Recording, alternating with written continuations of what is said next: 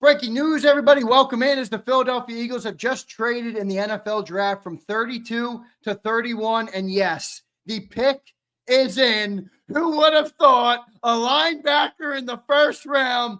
The Philadelphia Eagles are drafting linebacker from the University of Alabama. Roll Tide. JIHAAD Campbell is your newest Philadelphia Eagle. Unbelievable. They go from 32 to 31. They use pick 164 in the 5th round, and they move up one spot with the Kansas City Chiefs, and they draft JIHAAD Campbell, baby, who's coming to Philly to be the next Philadelphia Eagles. So unbelievable stuff there. That is the move, and Nakobe Dean's probably going to be out the door at some point in the future. The thing I like the most about JIHAAD Campbell is he's such a versatile player, could potentially line up on the edge. I think Vic Fangio right now is smiling very big. So we're going to get John McMullen in here. We're going to get Dan Sileo in here, and we're going to get instant reactions to the Philadelphia Eagles making a move for JIHAAD Campbell. But unbelievable. Many of us did not think that this was possible, and they did do it.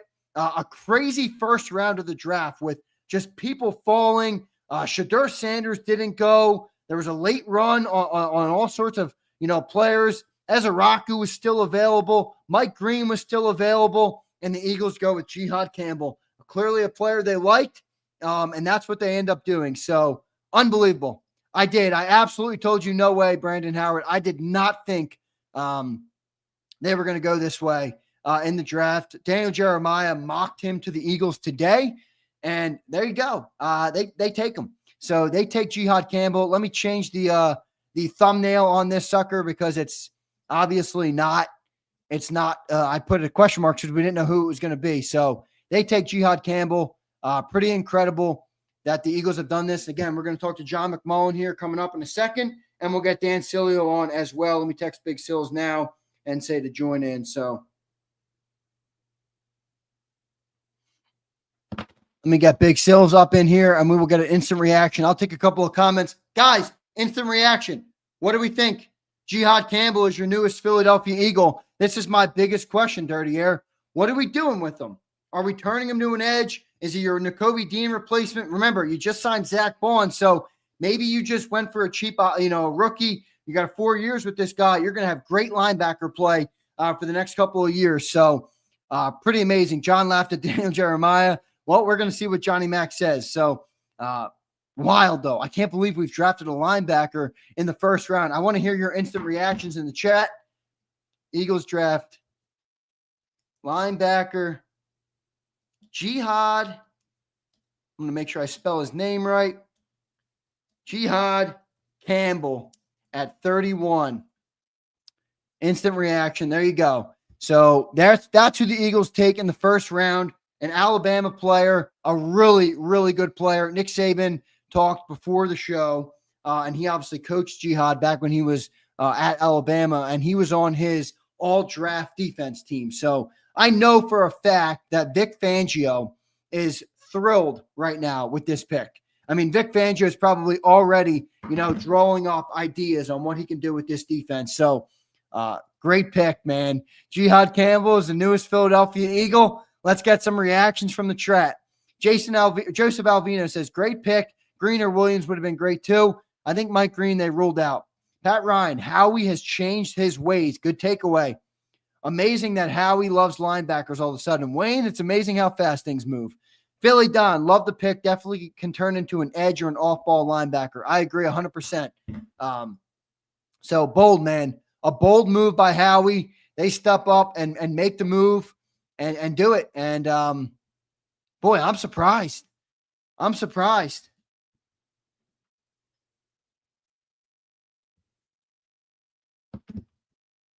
Here we go. I got Big Stills. Let's get his instant reaction. The Philadelphia Eagles select JIHAAD Campbell, joined now by the greatness of Dan Sileo.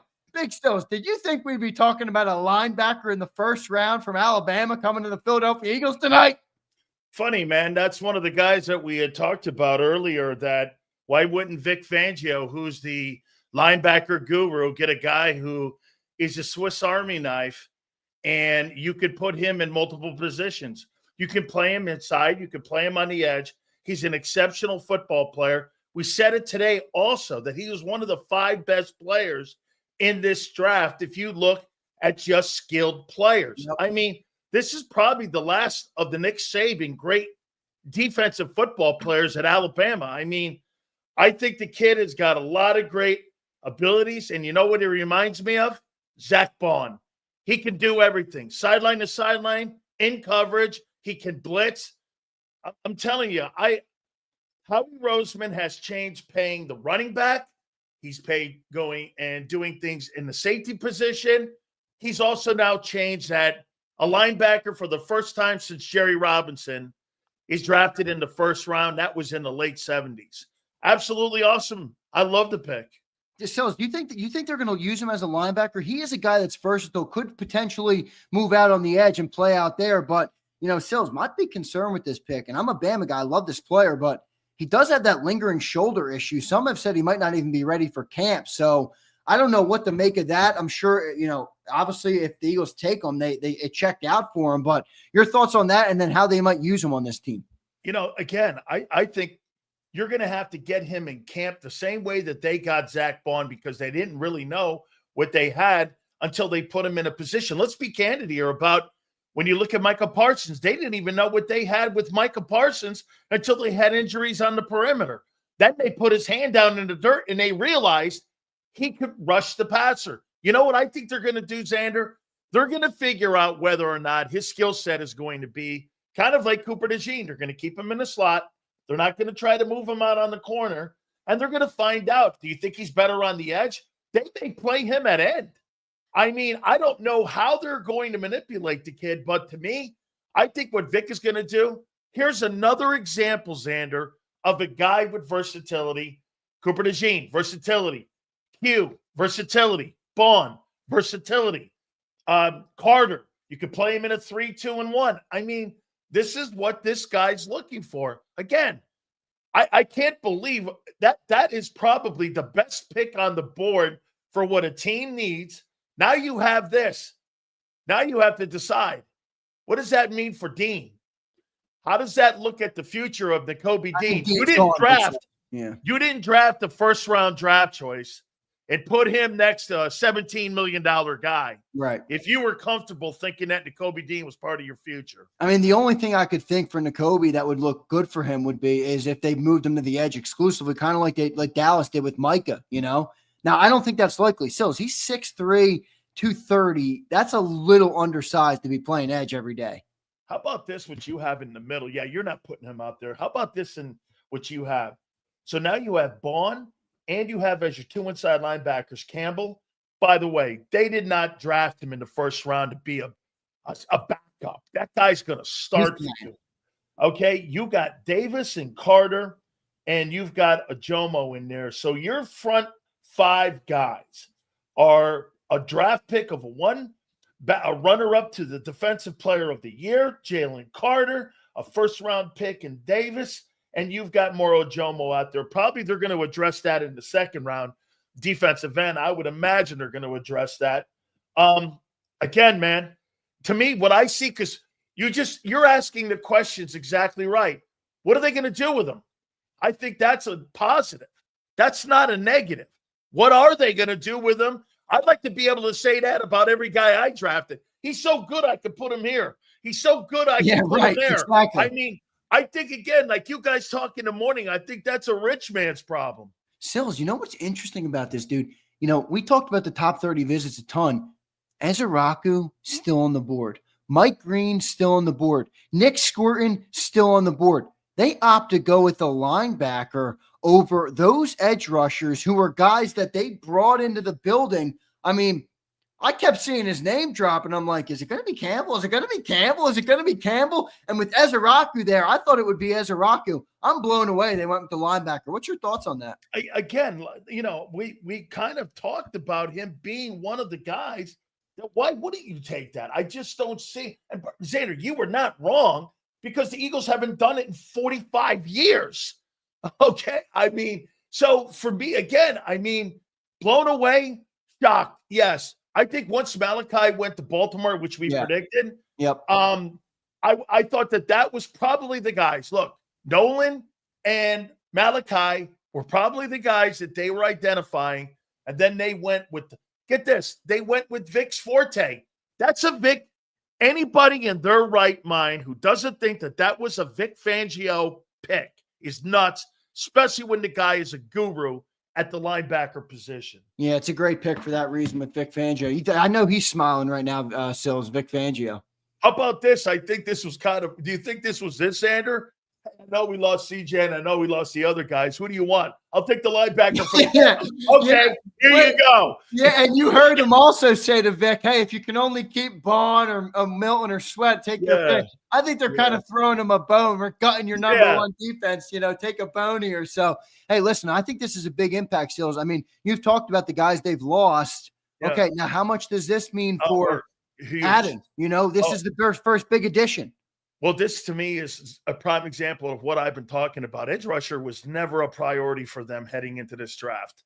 I mean, there's numerous guys. Mike Green is still out there, and they thinking they're going to get him in the second round or potentially now even in the third round. Yeah. One thing happened in this draft that people were hoping, that multitude of quarterbacks went. Guess what? They didn't. And when they didn't, that started telling you a little more about how they saw this draft. They saw this draft the same way I did. I think from 10 down, Zander, I think that first round is filled with a bunch of second-round picks and that you've wedged them in there into the second round or into the first round, and that's how I see it. They think, and I said, there's no doubt the value of this draft is 10 down and to the third round. This is where you're going to get multiple guys and where you're going to be able to fill multiple holes. I wouldn't be shocked if they go end and edge and then a safety somewhere in there, or maybe even a corner that they'll look at because they're still trying to figure out how to replace Slay. Now, what's interesting, so is they jumped from 32 to 31 for this pick, and they did it with the Chiefs. Now, I don't know if the Chiefs were playing gamesmanship on this because the Chiefs just drafted that tackle from what's that guy's name? The tackle. No, not him. No, Josh Simmons, the left tackle from Ohio State. Okay. So the Eagles jump from 32 to 31. I guess the only reason they would do that would another team maybe have moved to 31? Maybe the Chiefs were talking to another team. It might not have been the Chiefs that were trying to take JIHAAD Campbell, because I was thinking the Chiefs were probably always taking the offensive tackle, and they knew the Eagles weren't taking them. May I ask what the Eagles gave up to move up? 164, that's it. So one of those 4 fifth-rounders they have. Okay, they probably went Kansas City to the highest bidder. There must have been multiple teams bidding picks there, and the Eagles probably went up with a 4th pick. Maybe other teams. And remember, the Eagles have 32. So another team would have had to give them 33 or 34, and they wouldn't have been able to make their pick. Right. So again, they went to the Eagles offered them the most to move up, and it was a 4th rounder for them to move up. Remember in the value chart here, that pick is only 10 points more. So that's why it was, again, I still think a 4th round pick to move up one spot. I think that's pretty rich, okay, to move up one spot. So again, I think the kid's had a legendary career at Alabama. He's a great football player, and he's got great versatility. He's one of the sandbox guys that we've really liked the entire draft. I mean, I'm pretty shocked that they went linebacker. You probably could have got him because it looks like Kansas City then wasn't going to draft him, but somebody was going to get back into the first round. Yeah, that's what I think it was. I think somebody was. Yeah, somebody wanted to get back into the first round and nail him. Yep, I think that's exactly what happened. Now, Sills, real quick, I want to get your take just kind of on the overall draft. Shedeur Sanders, still available. Giants move back up, get Jackson Dart. I mean, a whole litany of things, Sills, in this draft that happened that were just kind of like, whoa, man, I did not expect that to happen. So just kind of your takeaway on what happened in round 1. Travis Hunter goes to the Jaguars. They move up. How about the Browns? They fleeced the Jaguars. I thought the Raiders get Ashton Genty. Panthers took Tet McMillan, hated that pick. Colston Loveland goes before Tyler Warren. Walter Nolan goes at 16. Shamar Stewart at 17. So a lot of good storylines in this draft. What stuck out to you tonight, Big Sills, on round 1 here? Let's start with the obvious storyline, and that was obviously Shedeur Sanders. Brian Dable, for him to be able to look at Jackson Dart, he looked at Jackson Dart and saw the same skill set. Remember when I say this? Who does Jackson Dart remind Brian Dable of? Josh Allen, dual threat guy, big kid, runs, power arm, that played against great competition in the Southeastern Conference. He saw more of Josh Allen in what he coached up in Buffalo, and that's why I think he passed on Shedeur Sanders. I was a little shocked that the Steelers went D tackle instead of going and getting Shedeur. You know what I think? I think the Steelers are going to grab their quarterback in the second or third round. They're going to grab either Milroe in the second, like Hurts got the second. So you talked about this. Yep. And I think that's where they're going. They're going to go in second and third and grab their Jalen Hurts in the second round. And as for Shedeur, one more time here, again, I never saw it. I haven't seen enough of that to where I'm like, that guy's a first round talent. Jake Gruden thought he was a fourth rounder. I don't think that, but again, I'm not shocked. Okay. I'm not. Everyone else is. I think it's because they made more of a story out of it. I'll say this to you about Jacksonville. So now you get the kid a year ago you got from LSU, and you put that kid now, Travis Hunter, on the other side. Hey, Trevor, if it ain't now, I don't know when it is. It's never. Exactly. It's never. If you don't do this, it is never now. So I thought that for them to move up, they gave a ton up to get him, and I get it. But, boy, I'll tell you what, you have now put a ton of pressure on Trevor Lawrence and that entire organization. The Raiders going and getting Ashton Genty, how does that surprise anybody? What was the number one feature when Pete Carroll was up in Seattle? It was Marshawn Lynch. Right.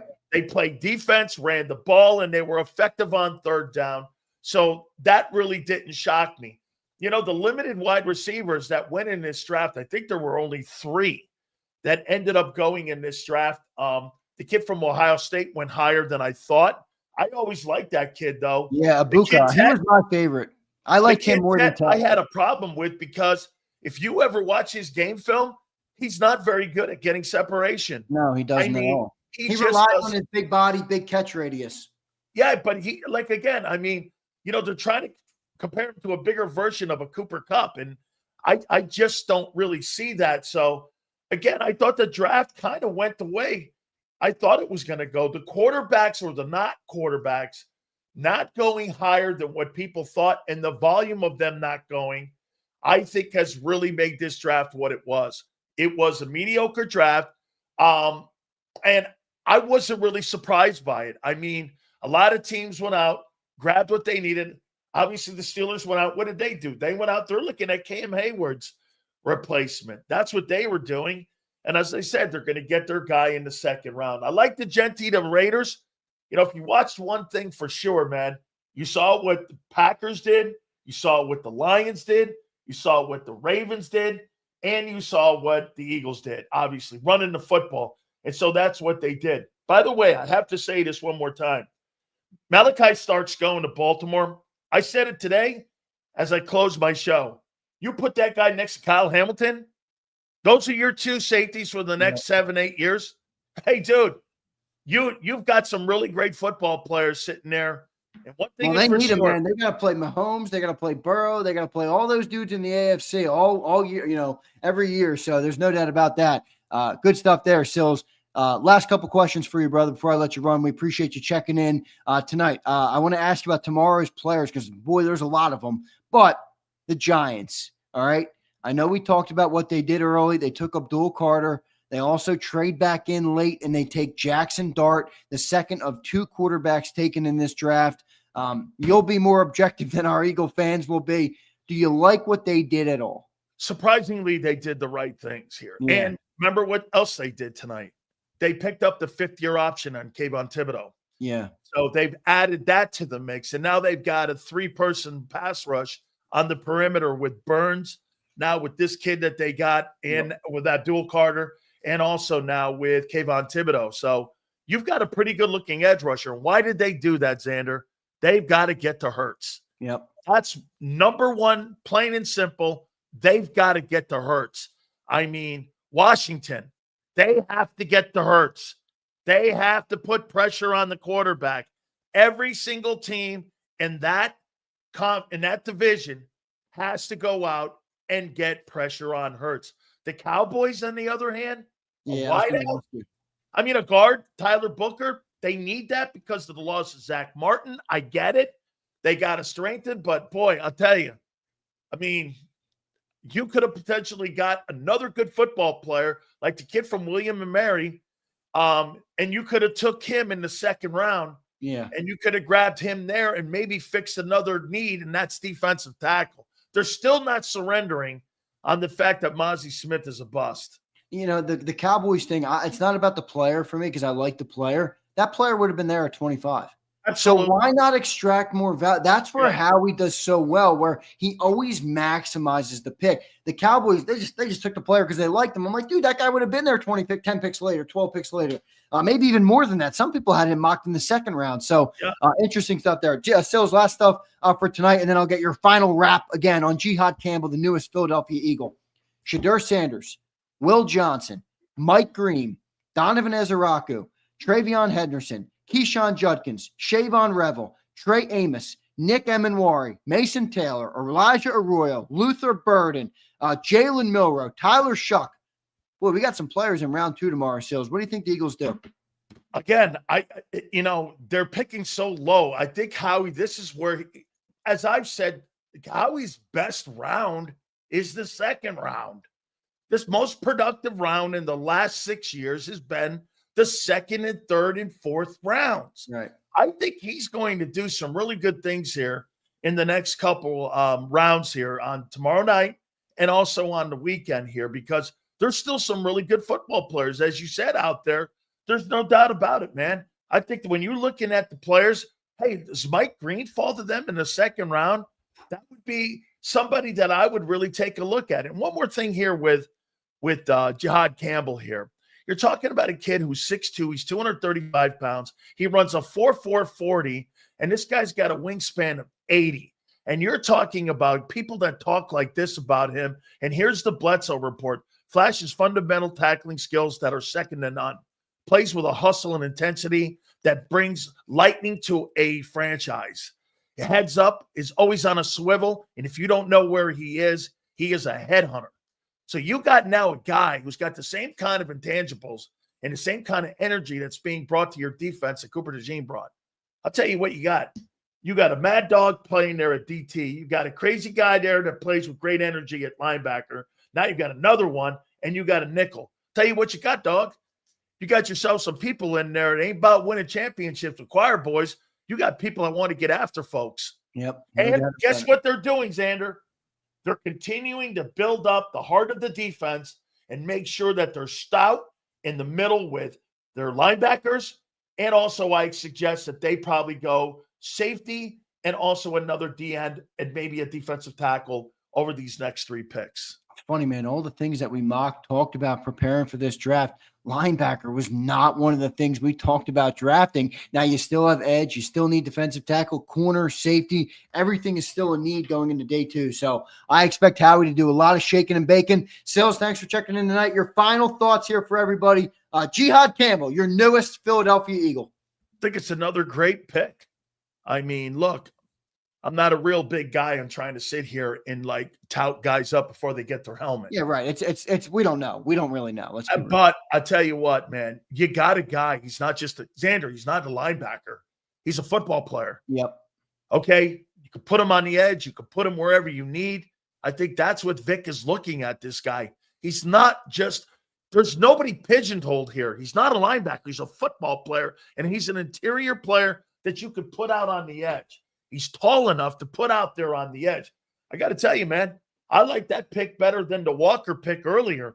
I don't like 6-foot defensive edges. I know. I knew you wouldn't like him. I knew you wouldn't like him. I don't. And you know what? There's some folks that say he's 5'11". And so to me, man, I don't like short guys. You're going against Jordan Malott and you're 5'11". I'd rather take this kid here and take my gambles and maybe have a Van Ginkel here. Yep, I hear you. Big Sills, great stuff, brother. We're all looking forward to the National Football Show tomorrow from 2 to 6 p.m. Eastern.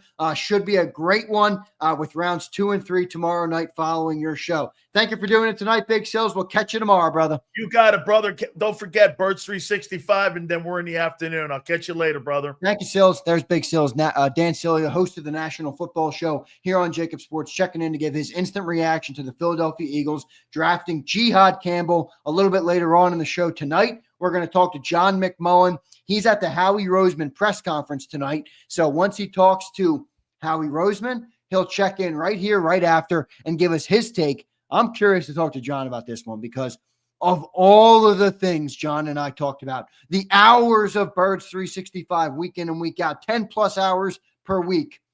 JIHAAD Campbell was not a name that we really thought would be a guy for the Eagles. You know, we were thinking defensive line, defensive tackle, defensive edge, cornerbacks, safety. We talked about tight ends. We talked about so many different things. Linebacker, that's not something we talked about. Let me give you guys a little bit of a rundown on JIHAAD Campbell here. I knew he was a good player. I just didn't really think that the Eagles would go with this draft pick. All right, so I'm going to give you a full rundown on this player so you know exactly where this guy comes from. All right, high school, 5-star recruit, top 15 prospect nationally. He transferred from Timber Creek, for my Jersey people, a Jersey school, to IMG Academy, which is one of the best schools in the country, in Florida for his senior year. So again, 5-star recruit, committed to the University of Alabama, played in 9 games in 22 his rookie or his freshman season, played in 13 games with 8 starts in 23 his sophomore season with 66 tackles, 4 tackles for loss, an interception, and 3 pass breakups. And then he had an injury in 23. And then in 2024, first team All-SEC, led the team with 117 tackles, 11.5 tackle for losses, 5 sacks, tied for the team lead with 2 forced fumbles, and he started all 13 games with an interception and 2 pass breakups. So if you can't tell, he's a versatile player, man. He is a versatile football player. The biggest concern for anybody on JIHAAD Campbell right now is the shoulder injury. Okay, it's the shoulder injury. What's the problem with it? How long is it going to be? Is he going to be available at the start of the season? What's the concern level with the shoulder injury? I'm going to be curious to talk to John about that. So he's talking to Howie Roseman now, and we will see what Howie has to say about it. So the other thing here, you know, I'm an Alabama guy. I went to Alabama. I'm a big Alabama fan. That's the right there. That's Bryant-Denny Stadium up on my wall. So I watch this kid. I've watched this kid for years. I love Alabama football. I watch every single game. So I've watched the player for a long time. The thing that jumped off the page is what Sileo said. He's a football player. He's very fast, great athleticism, moves around players strong. Here's my one knock. Concern maybe. He's not the most instinctive guy in the world. Like, he doesn't make the right read all the time. He relies on some of that athleticism, that speed, that power, that motor to make up for some of the times that he makes the wrong read. And the other thing is, you know, he struggles with blockers and in the run game. So, you know, you get up a guard or a tackle who pushes up to the second level, man, he might struggle with that. But here's the thing I love about it, all right? We got Vic Fangio. So Vic Fangio is going to look at this guy and say, you know, riding the bench asked the perfect question. So I can say that, and that's all fine and dandy. Is that coachable? Riding the bench says, absolutely 100% without a shadow of doubt. Remember, you got Vic Fangio coming in here, man. He is going to help this kid. So, in fact, this is the best coach possible for JIHAAD Campbell to go to in the NFL. So I love the player, man. Great height, great weight. Everything works in terms of that. He checks all the boxes. Good pursuit, you know, all of those things. Impressive production, obviously, at every level he's ever played. Very good in the read and react stuff. Quick burst, you know, all sorts of things. He's a great player. You know, I think he lacks a little bit of an instinct, and I think he gets caught behind blockers in the run game. So that's my one thing, you know, where I want to see what he can do. And then the other question on this is, what does it mean for Nakobe Dean? All right, what does this mean? Is this it for Nakobe Dean? Are they going to trade Nakobe Dean? Is Nakobe Dean a trade candidate? Not with the injury, probably not. But, you know, he was ahead of schedule in the recovery it was talked about. I think Dean is certainly gone for his second contract. He's going into his last year of his deal. But what does it mean for this year? You know, do they try and trade him? You know, I don't know what it means. I think he's probably a little upset tonight, Nakobe Dean. You could tell he really bought into the Philadelphia Eagles system and was a big part of it, man. He had a great year last year, and I love seeing that player succeed, but it looks like this is the end for Nakobe Dean without a doubt. Nakobe, get him out of here. That's what it looks like to me. I want to thank everybody for being here. Don't forget to hit that like button. Comment down below what you guys think. I will take some comments from the great people here on JAKIB Nation, and we'll talk to John McMullen coming up in a couple of minutes. Let's get to some super chats here. Kyle Kokorski, what's up, my man? Sills and Zander, I like the pick. Great value. That's a great thing, too. I mean, great comment there. Great value. You're getting this guy at 31 overall. Eagles traded up from 32 to 31. By the way, one correction. I apologize for this. I said 4th rounder. They sent a 5th rounder.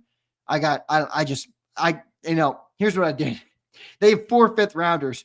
I think I clumped in that it was one of the 5ths and I called it a 4th. It's not a 4th. It's a 5th rounder. I apologize for that. They did not give up their 4th rounder. They gave up one of their 4 5ths. So the Eagles had 161, 164, 165, and 168. They gave up 164 to move up to 31. So that's it. They gave up a 5th rounder. That to me doesn't mean shit. I mean, I'm completely good with that to move up and get your guy, especially if somebody was calling the Chiefs to try and move up and get him as well. So Howie took the safe route, said, get rid of one of my 5ths. Let's get the guy we want. And I'm perfectly good with that. Hollywood Hogan, 6 picks left. Correct. And then you're moving into round 2 tomorrow, or day 2 tomorrow. Rounds 2 and 3 are tomorrow night. And you got 64 and you got 96. So you're at the back of both rounds. Do you move up? Do you trade up? What do you do there? I think they're going to trade up, but how much? No, I think I said 4th, or was it Sills? Maybe, whatever. One of us said it, and I don't like to lead people wrong. I want you guys to come here and get right information. So I do apologize for that. So it was a 5th rounder that they gave up. And JIHAAD Campbell, everybody, the newest Philadelphia Eagle. Boy, I'm feeling good about that. So Matt Bird said, this is going to be an interesting talking point. Matt Bird, I think overall it's very inconsequential. Like, it's a 5th rounder. I mean, would you have given up a nice Smith last year to move up one spot to get Quinyon Mitchell? Yes, you would have. So like, don't read into it too much. But Matt Bird, I think they played the safe game. He was the best player available left probably. And I think they knew Kansas City was fielding calls, and they just said, let's just give up one of the 5ths so that we get our guy. I don't have a problem with it. They might not have needed to move up. I think the most surprising part about it to me was that Ezeraku was still on the board. And he was in on a top 30 visit. Mike Green, who I think they probably ruled out, was still on the board. Eminwari, who I never thought they were going to take, is still on the board. Trey Amos, a guy who was a top 30 visit, still on the board. So I kind of thought, maybe they would take Ezeraku, but they didn't. JD3, what's up, my brother? Roll MF and Tide, ride Z, or roll motherfucking Tide Z. I'm pumped. Versatile weapon for Vic, no doubt. Great player, very versatile, should be good. Delahan Monster, JIHAAD Campbell. Fire emoji. Delahan, thank you for the super, brother. Big pick for the birds, man. Big pick for the birds. I love it. Rashid Mixon checks in. Looks like Vic got his Andrew Van Ginkel. Good way to look at it. I kind of think Bond still serves that role. I know they don't play him like that because he play him at linebacker, but I think JIHAAD's interesting from that perspective. I'm curious to see what Fangio will do, because he certainly has the ability to rush the passer. I don't think he's going to be an everyday guy. Like, he's 6'3", 235. What's Micah Parsons? 6'3", 245. Maybe. Maybe he could do that.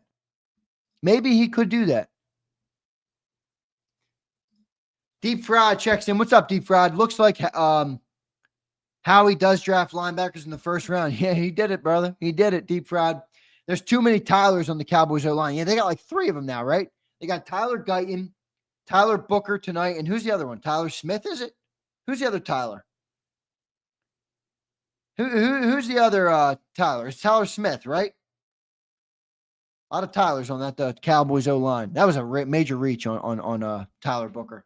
Deep Fried says Zander decided not to be babyface no more. Deep Fried, where you been, brother? You've been gone for months. Appreciate you, man. The 2-time checks in. Dan, can you now replace Jahan with JIHAAD? Yeah, maybe. Maybe. So we'll get John McMullen up here in a couple of minutes, man. And let's see what happens. I'll take a couple more comments from you guys. I appreciate everybody for being here. Hit that like button.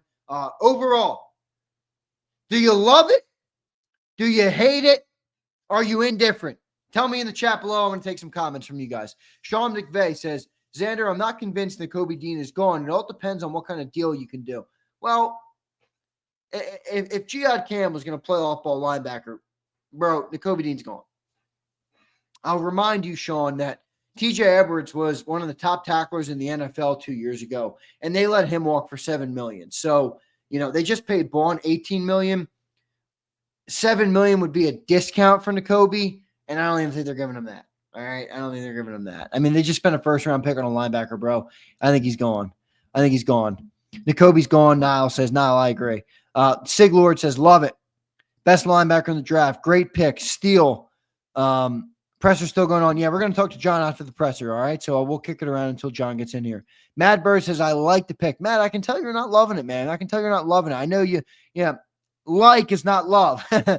Love it. Dominique says, I love it. Howard says, I love it. Howard, I'll give you credit, bro. I'll give my boy Brandon Howard some credit, all right? Brandon Howard was talking about this guy to me like the first week we started talking about the draft after the Super Bowl, which was like probably end of February maybe. And he's like, I love JIHAAD CAMPBELL. And I kind of said to you, Brandon, I'm like, hey, Brandon, I like Campbell too, but he ain't coming to Philly. All right. They're not drafting him in the first round at a linebacker, especially with all the needs that they have on the defensive line and the secondary. Brandon Howard was right.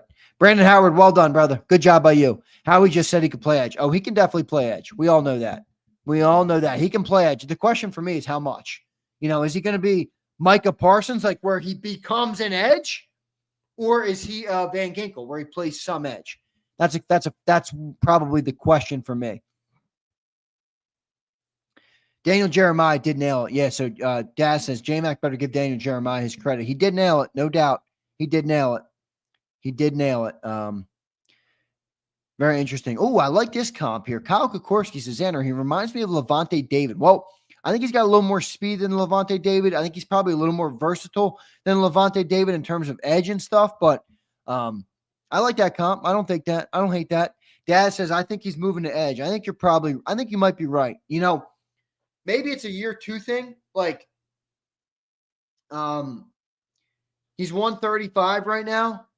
You probably want him to get up to speed a little bit more, maybe a little bit more NFL weight, add some pounds, add some muscle once he gets to 145, 150. Maybe that can happen this offseason, but putting on 10 pounds of muscle is a lot. Like that's going to take a little bit. So for anybody that's ever been in the gym, that ain't easy, putting on 10 pounds of muscle. I mean, the guy's built. Look at a picture of JIHAAD CAMPBELL. The dude's built like a statue.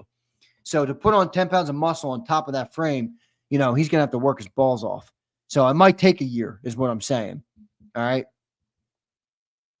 Texas Boy says Eagles pick was trash. Nobody wanted his injury ass. Texas Boy, I don't even hate the player you picked, but you took him at 12. You could have taken him at 25. Learn how to use the draft, bro. You got to trade back, get some extra value out of your players. I mean, that was just an abomination spot to take Tyler Booker. You could have taken him way later and been completely fine. So, yeah, I mean, you can hate on our pick, but your team still has not figured out the draft at all. Kyle said, oh, I already got that one. Appreciate you, Kyle. Jerry Jones drafting with dementia. Yeah, he's struggling. All right. I'm going to faint. I never ate. You got all the people who watched my our draft coverage, the live show. I was supposed to end it and eat, and I never ended it and eat. Now I'm getting hungry, but it's all good. We're going to talk to John here in a little bit. You keep saying 130. What do I mean? Oh, 230. Yeah, 230. My bad. 230. 235. If I said 130, I apologize. 230. He's like 235. 235. So he's fine. 60, 230, 235. I mean, he'll probably get to 245. That's what Micah is. Micah is 6'3", 245. So probably want to put up a couple more, a little bit more weight if you're going to be an every down edge rusher. So Enlaw, I'm not tripping. Like, I think this is a fair thought process. He says, you're tripping. Nakobe's staying. He's replacing Sweat. Maybe. That could be what it is, man. It all depends on how Vic Fangio sees him, I think. Riding the Bench says, so now what do Eagles try to hit next? You think they move up in the second to get 2 defensive linemen? I think you got to move up. All right. I mean, I think you got to move up. The other thing is, I mean, I don't think it's just defensive linemen riding the bench. Like, if, for example, if you're going to convert Jihad Campbell to the defensive line or defensive edge, they're probably going to go safety or corner next. Dude, they loved safeties and corners this draft. Vic Fangio clearly wants to focus on secondary too. Like, he is not like just build the defensive line.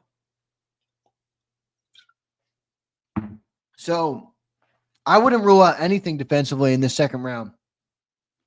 I wouldn't rule out anything. Can anybody give me an update on where Howie is? Is he still speaking?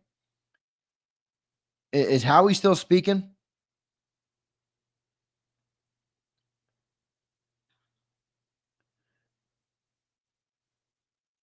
I don't see. Oh, yeah, they're still speaking. So Howie and Nick are still speaking. Once they're done, Johnny Mac will be on with me.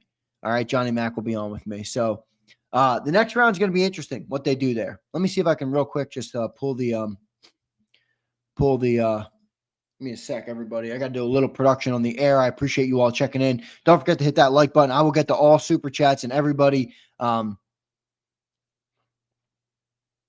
get to everybody. Just give me 1 second. All right. I got to do, I'm doing everything. I got to do producing on the fly. It's just an unfortunate part of my gig. All right. So let me just do that real quick so I can pull the Sileo bite of him reacting to the Jihad Campbell news. So we'll do that. We'll get the instant reaction from Dan Sileo. And we already got that on this show. And then we'll get the instant reaction from Johnny Mac as well, who checked in. So great stuff from Sills earlier, by the way. He likes the player, man. I think Sills gave a pretty good review of the player. So I was pumped about that.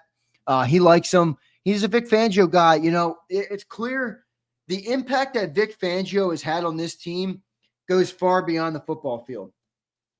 Goes far beyond the football field.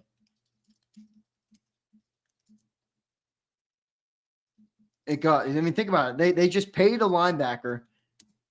All right. Think about it. They paid a linebacker $18 million this offseason, and then they just used a first-round draft pick on a linebacker. Now, again, I do think there's a good chance this guy becomes an edge, but I'm really curious to hear what John says when John comes up. Like, what do you think he will do?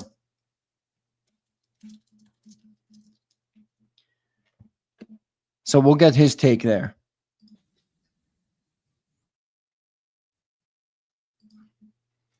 Sorry, guys, just producing on the fly. Give me real quick, and I'll get to all you guys in just a second here. All right. Jihad Campbell, though, your newest Philadelphia Eagle, great stuff. Surprising with Ezeraku on the board. I thought that was the most surprising part of this because, you just look at it and you're like, geez, they brought in Ezeraku in a top 30 visit. He was an edge rusher. Like, surprising. It is. It's just surprising that they went this route, but I'm excited about it. You know me. I'm a Bama guy. I'm pretty pumped about it. Didn't John think he was too small like the other edges? Are you talking about Ezeraku or are you talking about Jihad? He is undersized. He's 6'3", 235. I mean, he's undersized right now for an edge. He's undersized right now, all right, for an edge. So there's no doubt about that. And we drafted 2 CBs last year. I agree, but I mean, they did lose 2 too. They lost Gardner Johnson and Slay. So Jihad Campbell's a major steal. Howie does it again. Thank you, Dave, for checking in, man.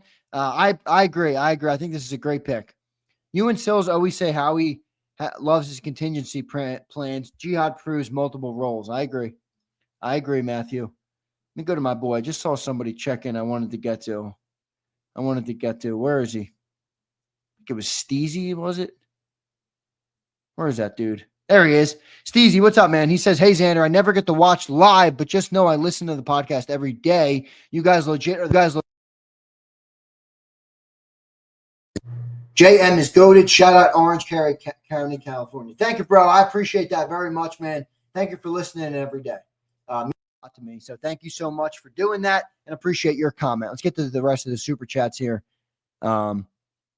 Leon says, I'm 6'2", 198. Muscle milk will do the trick. LOL. 6'2", 198. Not bad, Leon. JD3 says, he's too good to remove him from off ball completely. I think you will do both, giving Jalix and Nakobe rest. Good stuff, JD3. I agree. I think that's an option. Brian Pumper says, I honestly thought he was off the board because of his injury, but he grew up an Eagles fan. I like it. Yeah, good stuff, Brian. I thought he was too. Welcome to Philly, Jihad. The rich getting more rich. Campbell, I love it, bro. I love it, man. Great comments from everybody. So Johnny Mac's on his way up, so he's going to talk to me here Yeah, I know my mic switch. I unplugged it by accident. Is it? Yeah, it should be good now, right? Shit. So they're getting JIHAAD Campbell in a couple of minutes. Now I got to wait for John to go to JIHAAD. All right, give me a couple minutes here.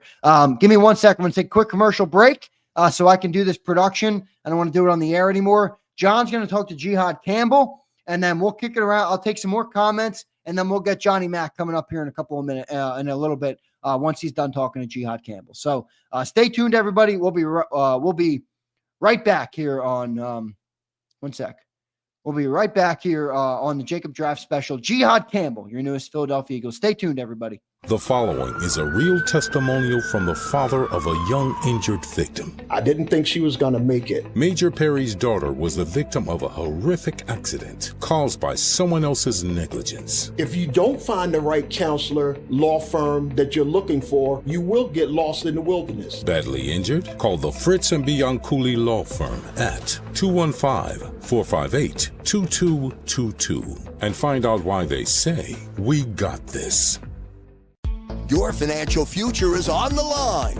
Are you ready for what's next? At Leone & Company Wealth Management, we help young professionals, business owners, and pre-retirees navigate the complexities of building and protecting wealth. For young professionals, we'll help you grow your wealth, plan for your future, and make the most of your hard-earned dollars. For business owners, we provide strategies to protect your company, manage risks, and create a lasting legacy for both your business and personal wealth. For pre-retirees, we'll design a plan to secure your retirement, ensuring you can live comfortably and confidently in your next chapter. Whether you're just starting out, managing a thriving business, or preparing for retirement, we're here to help you take control of your financial future. The first consultation is on us. Get the advice you need without the cost. Let's make your financial vision a reality. Take the next step. Scan the QR code to schedule your free consultation today. And of course, go Birds.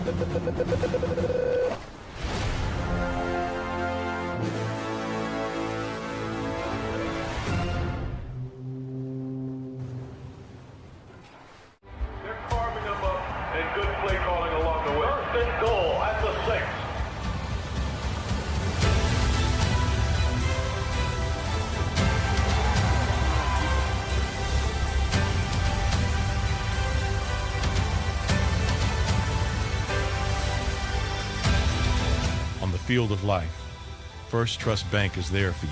Champions on 3. 1, 2, 3. Because Philadelphia dreams deserve a Philadelphia bank. In our hometown, we all look out for each other. We step up to keep our communities going strong. And at Independence Blue Cross, we're here to keep you going strong as the #1 health insurer in the region. No IBX is always looking out for you.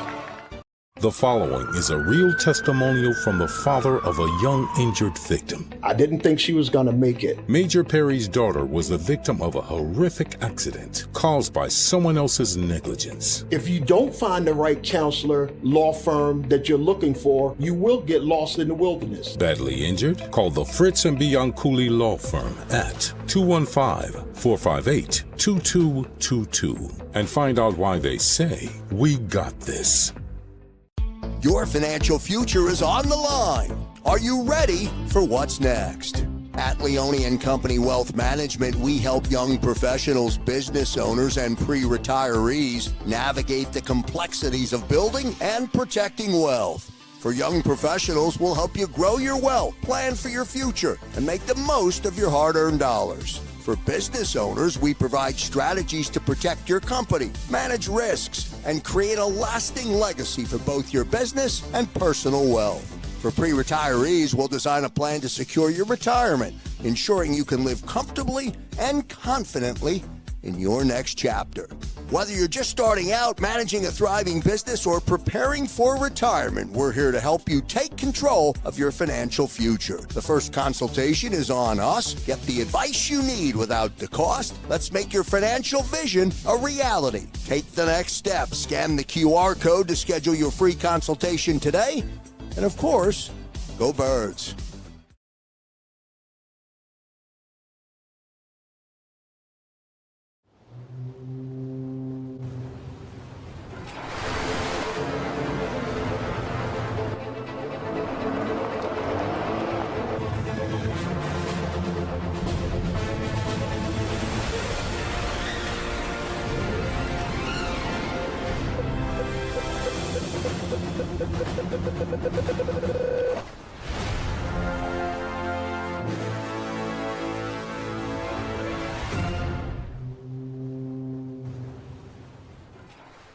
They're carving them up and good play calling along the way. First and goal at the 6.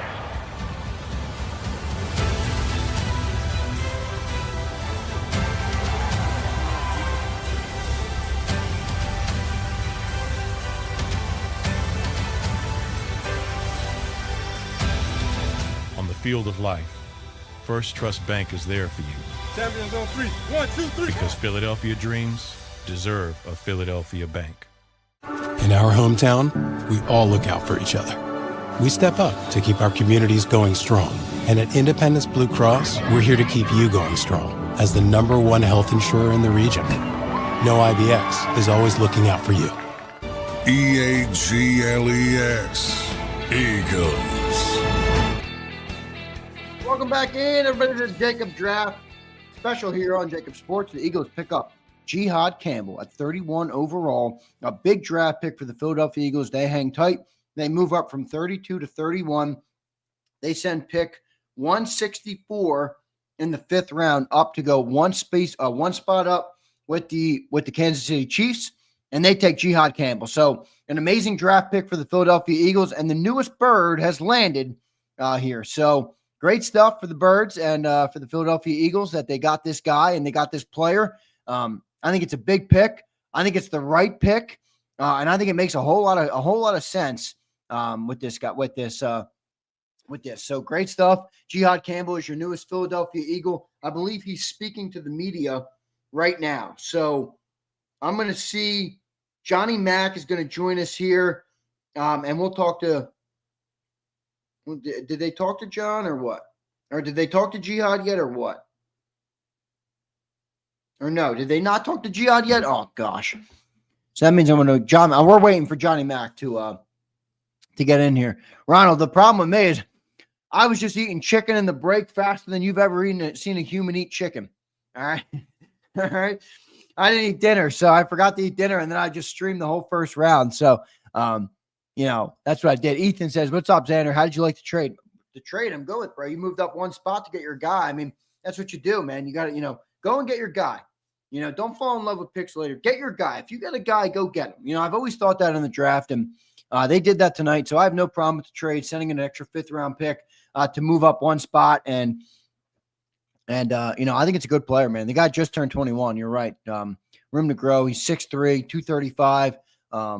A lot of room to grow for him, and I think the best part about it is he's going to be a versatile player on that defense. He can play edge. He can rush the passer. He can play off-ball linebacker. The one thing that I don't like about – but the one thing I think he can work on that he will work on and that Vic will help him with, but is, he's not great against the run, doesn't shed blockers well, and his instinct isn't always there. So he relies a lot on his athleticism and his speed. So you're not going to be able to do that always at the next level. So that's going to be a little bit of a learning curve for him. But outside of that, man, this guy's a day one starter. He's a plug-and-play guy. Your defense immediately improved. And remember a couple of weeks ago, me and Sileo were doing our bold predictions, okay, our bold predictions. All right, on the NFL.com, I thought it said 235. Let me look. It says 235 on NFL.com, but some spots have 245. I'm good with that. That's fine. I mean, 245 is more preferable for me anyway. So 245 is good. But, me and Sileo were talking about, and I said, hey, one of my bold predictions, Eagles defense going to be top 5 again. Well, this player was something that will help you get to that point much quicker. Without this guy, you're looking at a lot of holes in the defense. Whether he plays edge or linebacker, he's going to be a big help. And I do think, unfortunately, it means Nakobe Dean is gone. I know a lot of people are saying, hey, he's going to be an edge. Don't worry about Nakobe. But I don't think they're paying Nakobe anyway.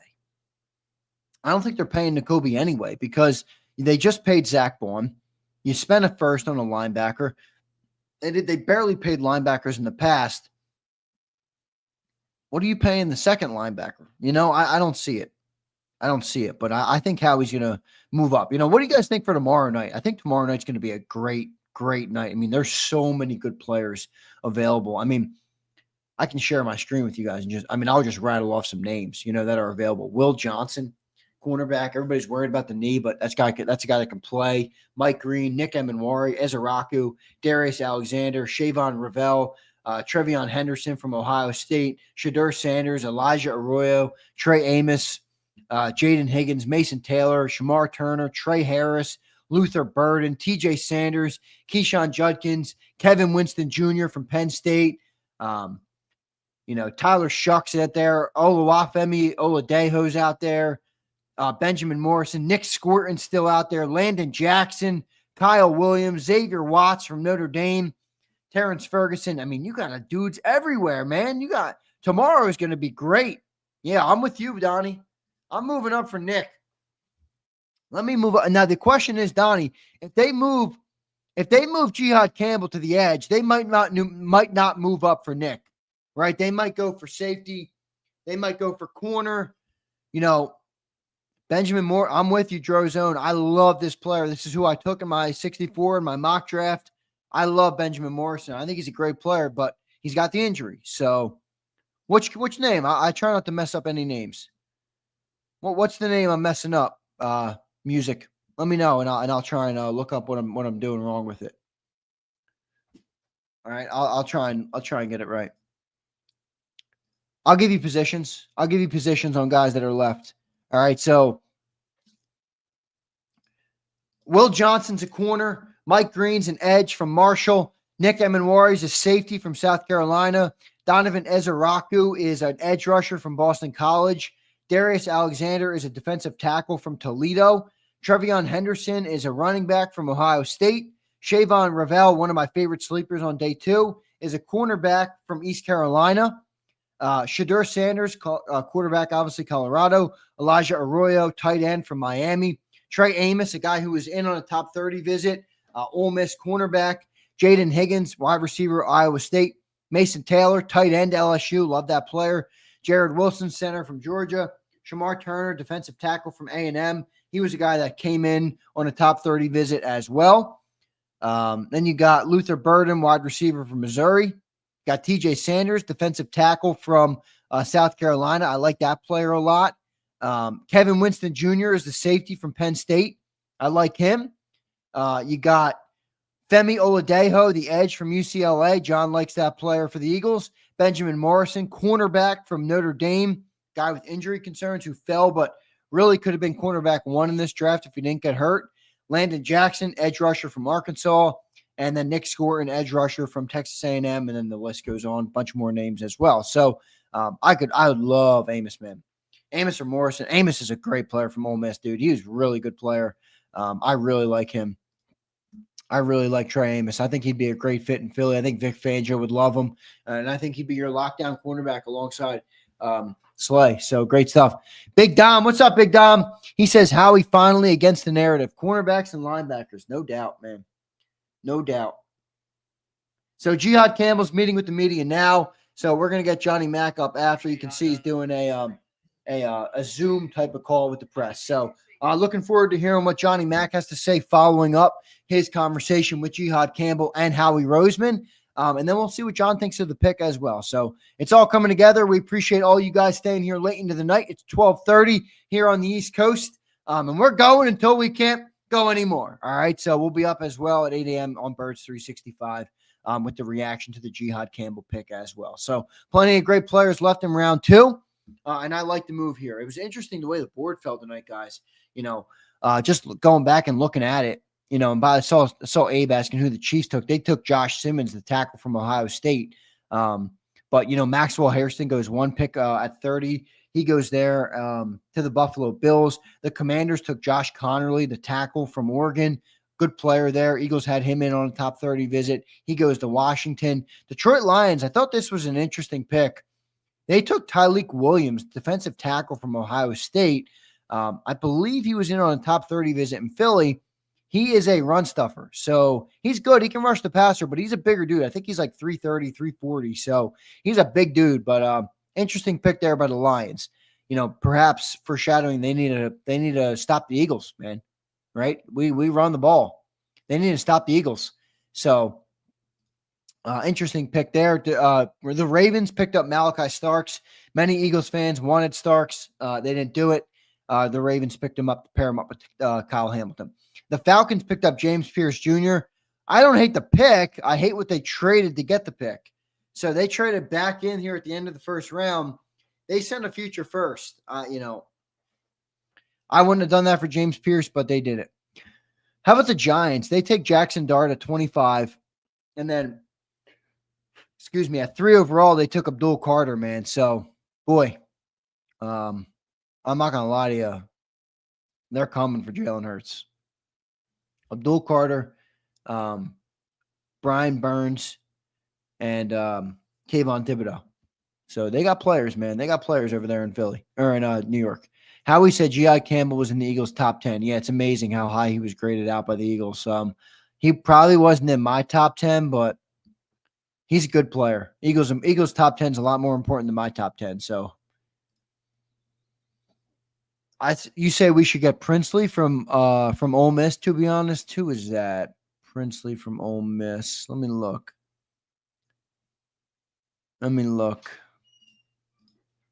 what you got there, Abe, of what you got for Ole Miss. I know Trey Harris is out there as well from Ole Miss. Yeah, are you thinking 4th round for him or 3rd round for him? Princely, oh, yeah, Uman Milan or whatever his name is. Yeah, he's a good player. I like him. Princely is a dog. He could be later. And Akbar says he likes my hat. Thanks, Akbar. I appreciate you, bro. That hat is fresh. This is my Johnny hat, bro. This is my dog. He's white and black, so I got it in honor of him. All right, so this hat, thank you, bro. I appreciate you. Had to pull out the big guns for the draft night. Jihad is not jihad. It's jihad? Not jihad? I don't know what you're not explaining it very well, but I apologize if I'm not pronouncing it right. Just left Green Bay, Zander. A lot of Birds fans. Love it, bro. Congrats for being out there, man. That's probably pretty cool, and I'm happy you got to see an Eagles pick. I was worried they were going to trade out, So I'm happy you got to see a pick. Well done. J-Mac, Jahdae Barron would last to the 20. Should have moved up, but I'm happy with Jihad. Yeah. Jahdae Barron was a big pick. I think the Broncos got him, right, with Surtain. Yeah, he's a good player. Good player, Zander, Washington and New York going to be good in my opinion. Dude, I think Cowboys are going to be all right too. I mean, they're getting back Dak Prescott. Like I know fans like to rag on him, but like at the end of the day, they're going to be better. So it's going to be interesting to see. Dirty Air checks in. What's up, Dirty Air? Round 1 of the draft is done already, and we have an absolute dog on our team. No doubt, bro. No doubt. Love your show, Zander. Thomas Keene, thank you, my man. I appreciate that very much. And Tom, what's up, my boy? What's up, my brother? Howie must have really loved him because Ian Rappaport said that Howie almost traded with the Chargers at 22 for him. That was the reason the Chargers clock went all the way down to 0. I saw that. Yeah, Anton. Howie wanted to trade up, man. He really liked this player. So, obviously, they identified the guy was a top 10. You just heard somebody say that.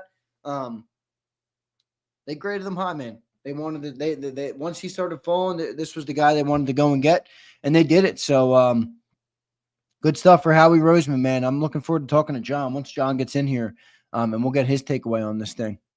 Let me post out the Sileo interview as well now. Make sure that's all good to go. Ready to rock, ready to rumble.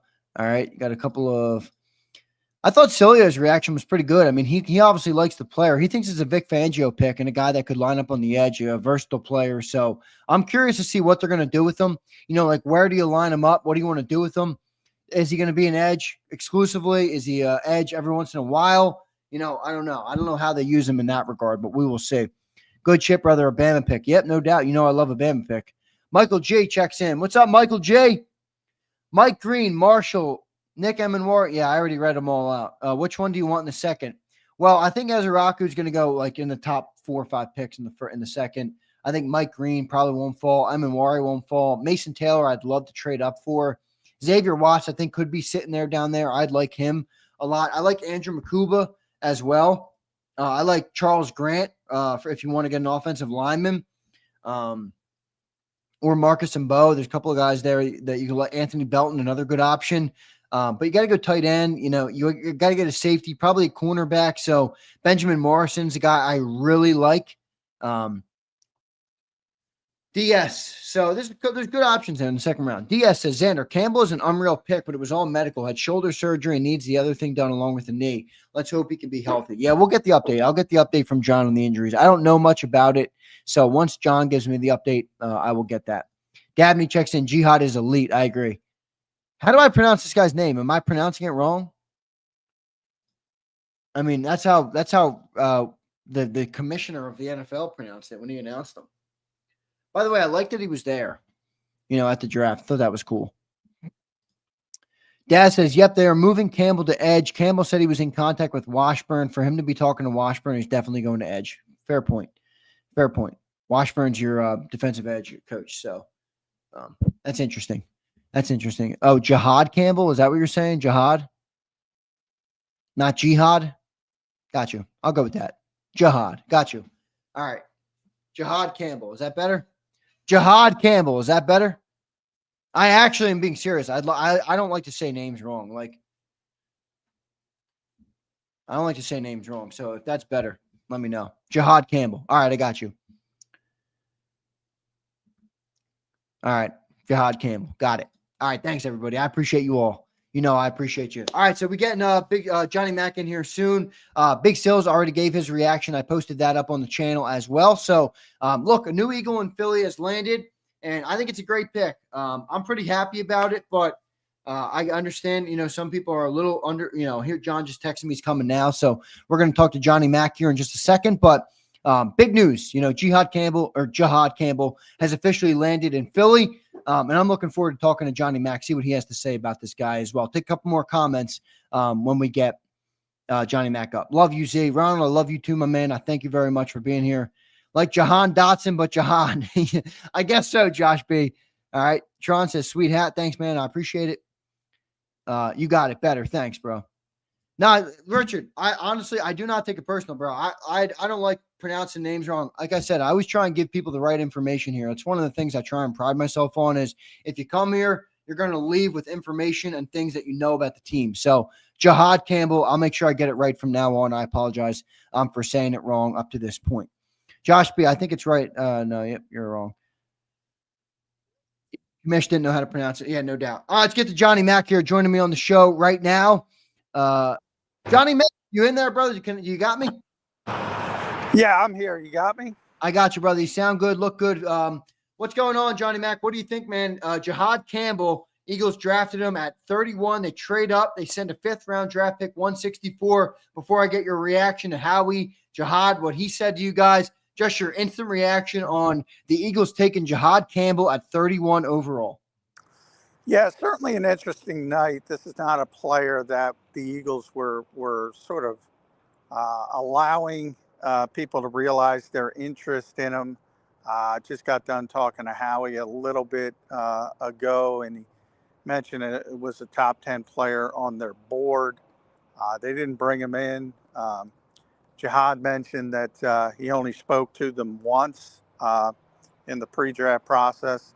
And this was the guy they started trying to trade up at 22 with the Chargers first.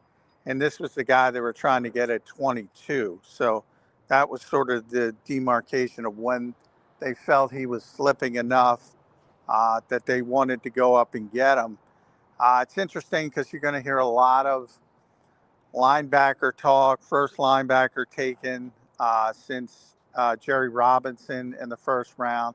But Howie made it very clear he didn't want to put him in any kind of box. So, what I took it as is this is the player, and we talked about it a lot, that they originally envisioned that Zach Bond might be becoming that hybrid flat defender that Vic calls, that Andrew Van Ginkel played for him in Miami. I think that's the role the Eagles envision for JIHAAD Campbell. So he's going to be part edge rusher, part linebacker, and really a new style of player that I don't think Eagles fans have actually seen before. So I don't know if you can put him in a conventional box, and that's why the value increases in the draft from, typically you think about the Eagles taking an off-ball linebacker at number 22, you'd snicker. Well, they think he's more than that. Right. They think he could potentially do that. They think he could potentially be an edge rusher. And again, ultimately, I think he rounds into a sort of a Andrew Van Ginkel type player who plays both and tries to impact the game, really. What do you think his value is year one, John? Like, you think this guy's a plug and play starter? Is it bad news for Nakobe Dean? Like, you think that's his starting point for this team? No, I don't think it has anything to do with Nakobe Dean. Interesting. And Okay. how he said that. That's my point. He's not a middle linebacker. The Eagles are not bringing him in to be a middle linebacker. He's much more versatile than that, and I'm not sure he has the instincts to play that position. To be honest, that's what people are going to have to start opening their minds to, a different style of player. That originally, that's what they envisioned for Zach Bond before Zach Bond just settled into the off-ball linebacker spot. Originally, they brought him in. You heard they talked about him. Well, he's going to be a backup edge rusher, blah, blah. They really envisioned him as sort of what I said, Andrew Van Ginkel. And it went in a different direction. They're still trying to get that player.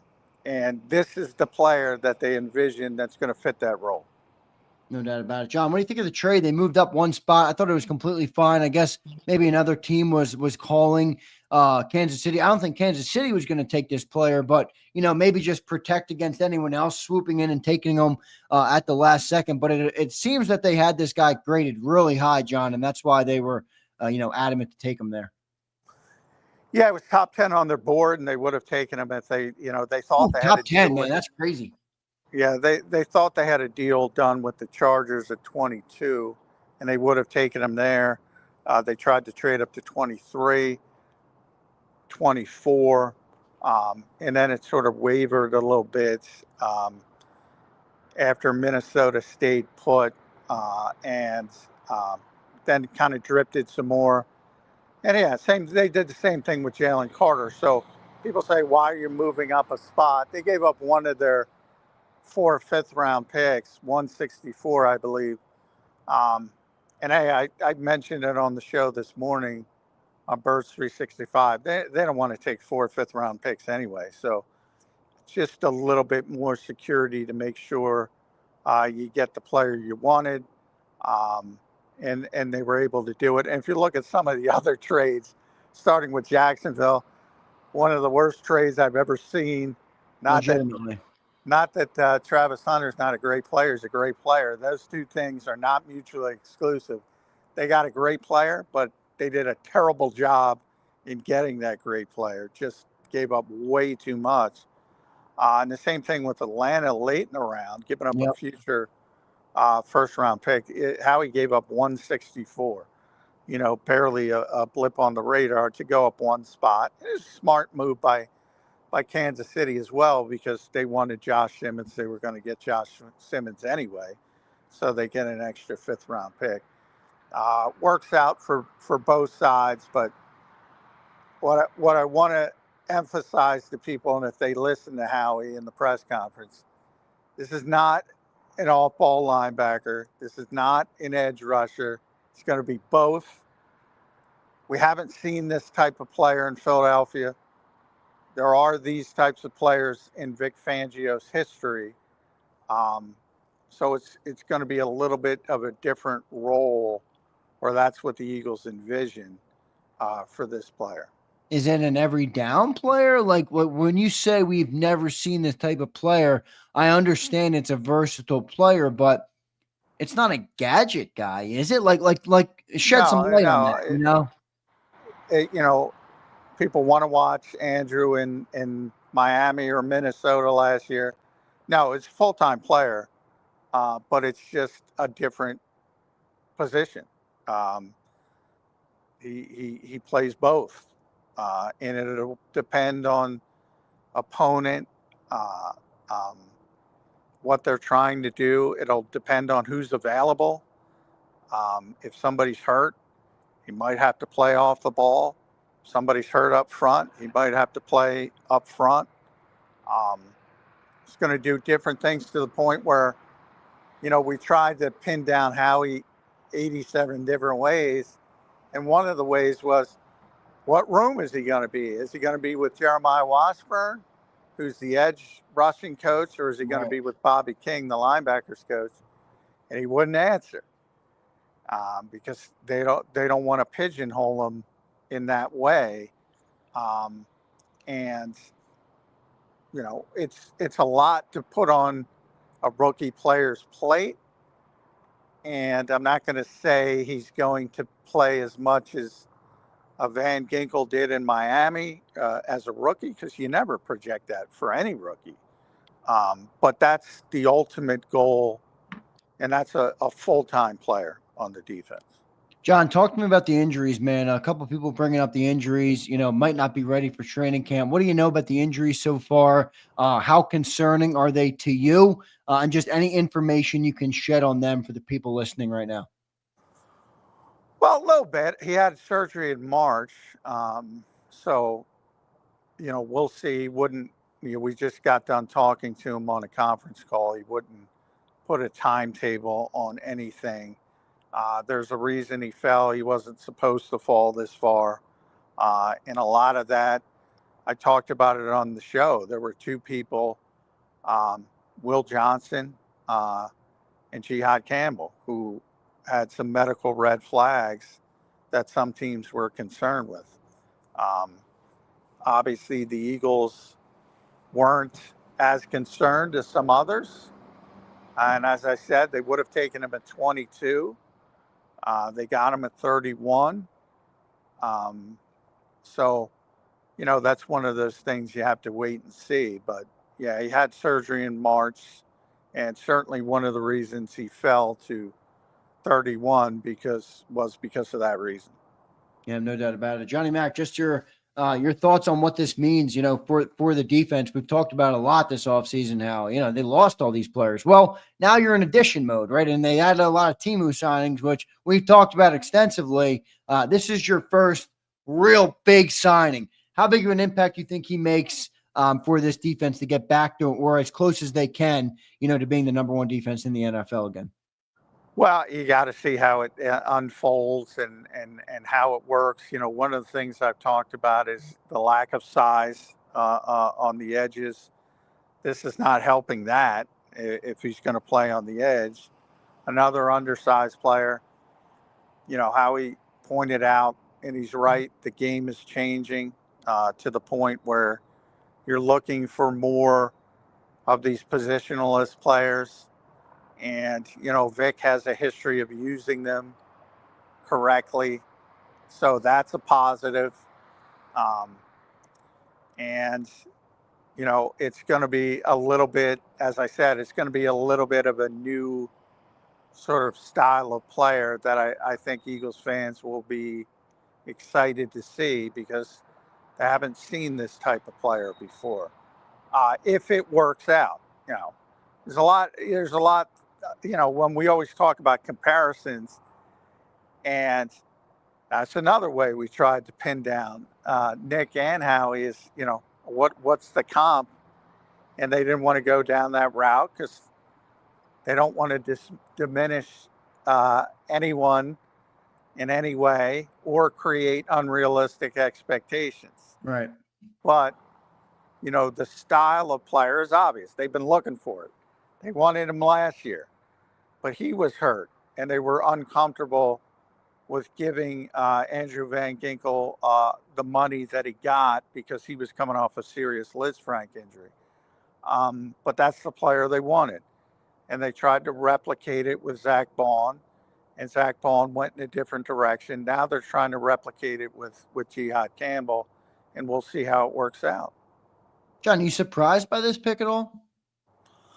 Not after it came into fruition. Like you and I have talked about this player, and I see edge rusher, and everybody was saying off-ball linebacker. Like I don't think he's an off-ball linebacker. You kind of talked about him. I think, if I'm not mistaken, you can correct me here, but you kind of said a Micah. Not that he was going to be Micah, but you said he's the guy in this draft that's going to get drafted as a linebacker, but he might not end up being a linebacker.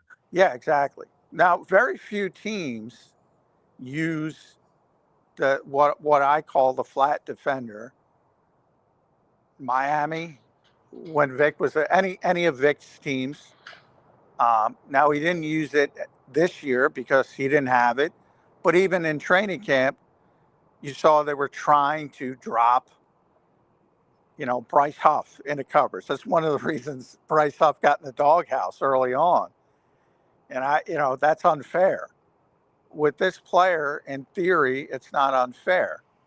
And he should be able to do that, or at least the Eagles are projecting it. So I think if you look at him at an off-ball linebacker, no, I think, and that's where this is going. I talked about Jordan Davis. I have a feeling I'm going to be talking about this night for 4 years, because everybody tomorrow, you're going to wake up, and I hope after listening, I hope some of the guys get it right, but I hope there aren't a lot of people labeling this guy as an off-ball linebacker to replace Nakobe Dean. But I think you're going to get a lot of that, to be honest. And that's not why he's here. And it's going to be interesting. It still might make it easier to move on from Nakobe Dean, though. No, not even if he's not playing the same position. Like, are you going to pay Nakobe Dean? I think that was already a question coming into this thing, Well, the contract is different, but yeah. I guarantee you this. If he's playing off-ball linebacker in 2 years, he's backing up Zach Bond. He's not playing middle linebacker. Right. So to me, he literally has nothing to do with Nakobe. Right. So they're two completely separate things. Like, if they let Nakobe walk, it's not like it's because JIHAAD Campbell is playing where Nakobe was. No. And if that's the case, and they want to turn him into a stack linebacker full-time, Zach Bond would move to middle linebacker, and he would play weak side. So, I mean, the contract is a different conversation, and the injuries, and can you pay him if he plays 17 games next season and plays well again? Can you even pay Nakobe Dean? Those are legitimate questions. But Nakobe Dean's the middle linebacker. I don't see that for JIHAAD Campbell. John, do you Howie like specifically, he was asked, does this have anything to do with Nakobe Dean? And he said, absolutely not. Right. John, I asked if you were surprised by the pick. Now I'm going to ask you, do you like the pick? Like value, spot, the player with the injury, all things considered, all the context we just talked about. Do you like this pick for the Philadelphia Eagles? Well, I prefer to have a legitimate edge rusher. I've been saying that for a long time. And, Ezeraku was on the board, man. Ezeraku was there. Mike Green was there, but the Eagles weren't going to take Mike Green. From a football perspective, I think that would have been a home run pick. But if he didn't have the issues he did, he would have been gone, 10 to 15. Right. So, there's a lot of people that have red flags on him. Clearly. And I just don't think he's on the Eagles board until potentially day 3. And even then, I think because of what Howie said, and I think he's completely off the board, which is very rare. Normally, when they red flag people for injuries, they'll consider them if they get to day 3. And in this particular case, I don't even think they'll consider him. But Ezeraku, hey, maybe they didn't like him. Yeah. We always talk about these top 30 visits. Right. It's no guarantee they love them all. Yeah. Maybe they got him in and said, you know what? He's not what we thought. We got to go in a different direction. As far as do I like the pick,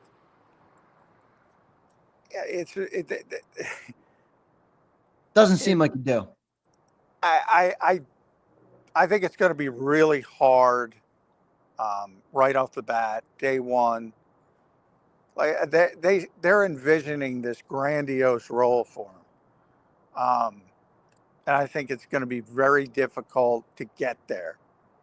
Maybe 2, maybe 3 years down the road, maybe he can develop into the player they're talking about, the guy who can do everything, the versatility, the positionalist player, basically, is what they're talking about. And boy, that's difficult. There's not a lot of guys in the NFL that do that. Right. And that's a lot to put on a rookie's plate. But we'll see. You know, the one thing about Vic, if he can rush the passer and he's struggling with everything else, he'll let him rush the passer. And, you know, if he's turns into Zach Bond and he's got better instincts than I think, maybe we'll turn him into a traditional linebacker. And then we can talk about Jerry Robinson. But, you know, I don't see that personally. I see him as an edge rusher. And it's really difficult to be a 6'1", 240-pound edge rusher in the NFL. You don't think this is a little bit esoteric, do you? Like you did with Jordan Davis? Yeah, well, a little bit, yeah, because I think it's going to be completely mislabeled. Right. Completely mislabeled. That's kind of why I asked you that. I mean, I know you called Jordan Davis esoteric the night he was drafted. You know, I'm getting a little bit of those, but not that I know. I think the player is going to be great in Philly. Mostly, John, I'm going to be honest with you, because of Vic freaking Fangio. Like, I just think they wouldn't have taken this player if Vic Fangio didn't have a good role or idea of how to use him. So most of my confidence comes from Vic Fangio being able to use his skill set. But as you explain it, I do see how it could be a little bit esoteric. Well, you know, the difference between Jordan Davis and JIHAAD Campbell this year, like Howie legitimately explained it. So, you know, he didn't explain the esoteric nature of Jordan Davis. He explained it and he explained it pretty extensively. So I'm hoping that cuts it off at the pass. But I have a bad feeling I'm going to wake up tomorrow and start reading Jerry Robinson stories about the Eagles took an all-fall linebacker. Oh, I have a very you're gonna, bad Johnny feeling. Mac. You're gonna. I have a very bad feeling, and yeah, I think people are going to completely, and I hope I'm wrong, because how he freaking explained it. Yeah, right. But I hope I'm wrong, but I think we're going to see some of that. John, just your thoughts on great breakdown there of the JIHAAD Campbell pick by the Philadelphia Eagles. They go pick him at 31. They trade up with the Chiefs. They send 164, one of their 4 fifth-rounders that they have. So they move up to 31 and take JIHAAD Campbell. The newest Philadelphia Eagle has landed. John, just your thoughts on the rest of the draft, man. It was a wild first round, bro. I mean, Zander Krause, by the way, John, you had a lot of good info, bro. I was watching that draft and I'm watching the way it's unfolding, and I'm like, yeah, I was ready for that. Zander Krause doesn't get drafted. Jackson Dart does get drafted. Another thing you predicted on the show this week on Birds 365, that there would only be 2 quarterbacks in the first round, Jackson Dart being the second one. So well done by you. But just your overall thoughts on the first round, man. It was an interesting one. Yeah, well, it started at number 2, and I just, my guy, Tony Khan. Now, Tony's not responsible for that, but no, I know. Yeah. What I first, you know, the new GM there, this is James Carson coming to life, whatever his name, Jeff Carson. For anybody watching the movie Draft Day, the guy Kevin Costner took advantage of was the Jacksonville Jags GM, and I felt this guy came to life. Jeff Carson from the movie. That is one of the worst trades I have ever seen in my entire life covering the NFL. I mean, it has nothing to do with Travis Hunter. It's a very good player. just not understanding the value. Yeah, I mean, you moved up 3 picks. They move up 3 picks. They give up a 2026 first-round pick. Now, the Jacksonville Jaguars are probably not going to be that good. Probably going to be a top 10 pick. Maybe if they catch some 15. Yeah, top 15, yeah. But if you talk to the analytics people, and you know, Warren Sharp was one who was out there saying it right away. Even if they won the Super Bowl and they had the 32nd pick like the Eagles this year, they would still lose the trade by every metric. That's how bad it was. Yeah, it was and bad. They ain't winning the Super Bowl. It's probably going to be a top 10 pick. And I said in a minute, and I wrote about this really quickly on Sports Illustrated, Andrew Berry, you could see him learning under Howie Roseman. Oh, yeah, Johnny Mac. Yes, you can. Absolutely. Value future picks. That's a market inefficiency. It doesn't make any sense. And they get this valuable pick, and they go down, and they take the best trench player on defense in the draft, which is not going to be sexy.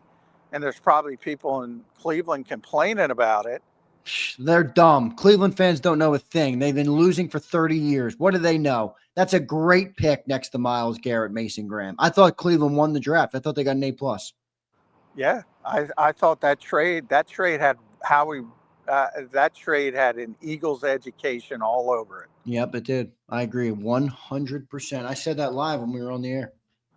And, you know, the other trade late in the first round, Atlanta, boy, that was a reach.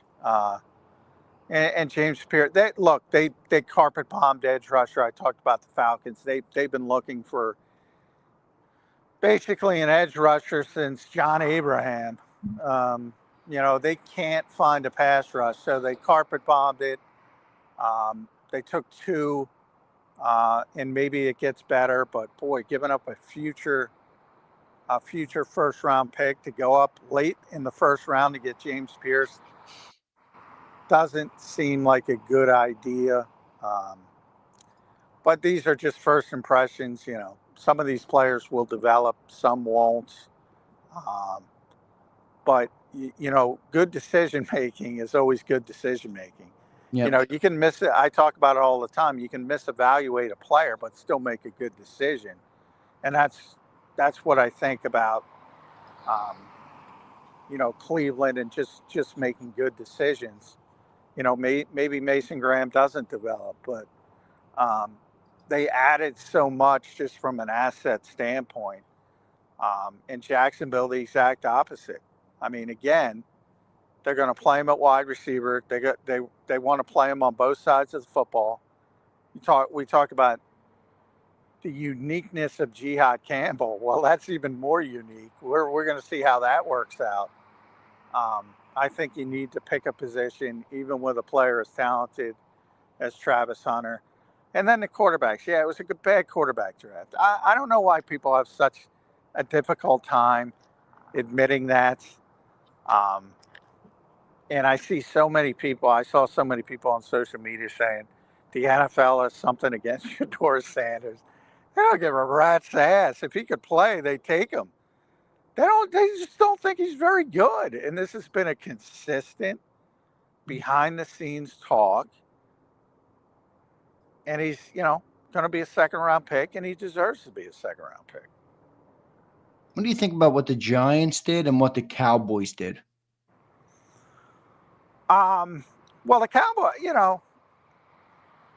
John, just real quick, the Cowboys, to me, I said, hey, I don't even hate the player. We talked about him this morning on Birds 365 with Ed Kratz. I just hated taking him at 12. It reminded me of a couple years ago when you were saying to the Lions, hey, I like you. I don't hate the player, but why take him there? You could have traded back, get more value out of your player, out of your pick there, get the player you like, and shake and bake. Like, that's where I think the Eagles, we're just spoiled in Philly. Like, we don't experience wasting value like that. I didn't see why they took him at 12. Tyler Booker would have been there at 25, maybe even after the first round. Yeah, it's a fair point. Even Donovan Jackson went in the first round, and I was questioning that because I said, yeah, well, I like the player, but Yeah, right. you probably don't have to take him. I forget where he went, 23-ish, 24-ish. Donovan You went know, 24 to the Vikings. yeah, I mean, I like the player, but that's a little bit too rich for me. But this is one of those drafts that we've said it pretty consistently. It was going to be a little bit strange. If you like players, just take them. And I think that was the Cowboys' mentality. I like it from the standpoint of, look, the whole hype with the Cowboys was they were going to take Ted McMillan or Matthew Golden. And I'm like, I didn't like those picks. I like Booker better than those picks because they lost Zach Martin. They lost Tyron Smith a couple years ago. They had this great offensive line for years, and now it's, retirements have crippled it to a certain level. So they need to start building the offensive line. So I like it from that perspective. But yeah, I agree with you. You probably could have finagled it a little bit better. And the one question I have about Booker, boy, he's a good player on film. He's a terrible athlete. You don't see first round picks with his relative athletic score. Like you watch him get to the second level, it doesn't look very pretty. Yeah, so I have some questions. Like I think Jackson's a better player as a guard than Booker is, and he went 24. So I have questions about the player, but I like the mentality of going on the offensive line for the Cowboys better than wide receiver. And I don't like, and Ted McMillan went very high, and I don't agree with that either. Man, did he go high, John? Well, there was some talk that he would go to Jacksonville at 5. I know. We talked about that this morning. And Jacksonville moves up with that terrible trade. But what about the Giants, John? They actually made the smart move this draft. I mean, maybe you want to, maybe somebody doesn't like Dart, but hey, at least they got the right player at 3 or the valuable player at 3, and then they got the quarterback later in the draft. Yeah, I mean, I think they got the best player in the draft. So, I mean, for all the crap I've given the Giants, they got a really good player. They got a really good pass rush on paper. I'll tell you what, their defensive front is going to be a problem. Yes, it is. Yes, and they picked up the 5th-year option on Kayvon. I don't know why anybody thought they weren't going to pick it up, but they picked it up. So, well, now they got three good edge rushers there. They got Abdul Carter, Brian Burns, Kayvon Thibodeau, Dexter Lawrence. Yeah. I got news for you. This is going to upset Eagles people. I already know what you're going to say. They have a better defensive front than the Eagles. Now, they are by no means prepared to compete with the Eagles because their offense is an abject disaster. But they have a better defensive front than the Philadelphia Eagles. Darius Slay said the same thing. And they've one of the best defensive fronts in football on paper. And we have to say, I mean, he is a rookie, he hasn't done it. You have to see Abdul Carter, but he's going to be good. It's just a matter of how good and how quickly he can get there. But they are really gifted. And I say that every week, I feel, when we do shows. Every team in the NFL has really good players. Even the worst teams have a handful of really good players. And the New York Giants have a handful of really good players at a very important position, the defensive front. Johnny Mac, great stuff, brother. Real quick, last question for you. Big round 2 tomorrow, man. A lot of names left, John. Will Johnson, Mike Green, Nick Emanwari, Ezeraku, Darius Alexander, Shavon Revel, Shadur Sanders, Arroyo, Amos, Mason Taylor. I mean, the names go on and on. Luther Burden, Shamar Turner. There's more and more and more. And then the other guy, Femi Oladipo. Like, there's a lot of names tomorrow, John. What do you think of going into round 2 tomorrow? You think the Eagles are going to shake and bake, maybe move up in that round 2? Same thing tonight. It might be targeted. I don't know if they have, it's going to be tough to get from 64 up to the top of the.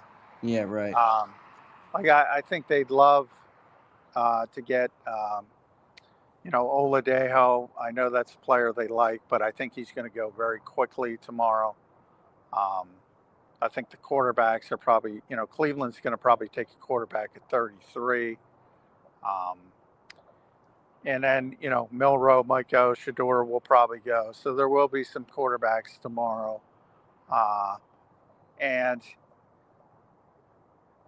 I think it would be more of a targeted trade up again, similar to what it was today. Yeah, the only spot I could see him really moving up far would be, John, if they use one of those threes next year, and it's probably a little bit less valuable because it's a future pick, but it is a 3 and they have 3 of them next year. So I don't think a 5th is getting you up that far. No.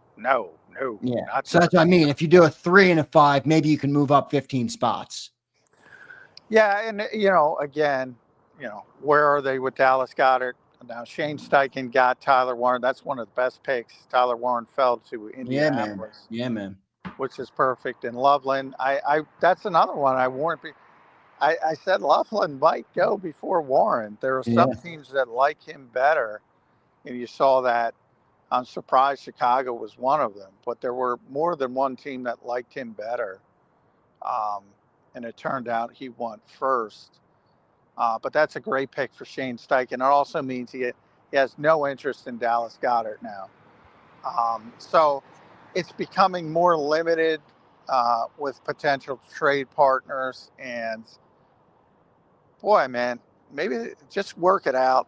Just hammer it at, I do think it's going to take Dallas realizing, all right, it's one more year, and then you'll get to free agency next year. And I hope both sides can work that out, because I think he'd be really important to this team again next year.